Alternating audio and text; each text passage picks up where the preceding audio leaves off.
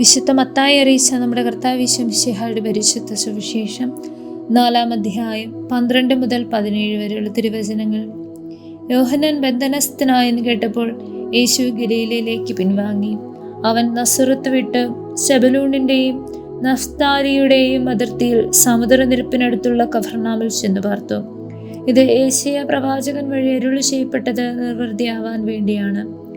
സമുദ്രത്തിലേക്കുള്ള വഴിയിൽ ജോർദാന്റെ മറുകരയിൽ സെബലൂൺ നഫ്താലി പ്രദേശങ്ങൾ, വിജാതീയരുടെ ഗലിയിലെ അന്ധകാരത്തിൽ സ്ഥിതി ചെയ്തിരുന്ന ജനങ്ങൾ വലിയ പ്രകാശം കണ്ടു. മരണത്തിന്റെ മേഖലയിലും നിഴലിലും വസിച്ചിരുന്നവർക്കായി ഒരു ദീപ്തി ഉദയം ചെയ്തു.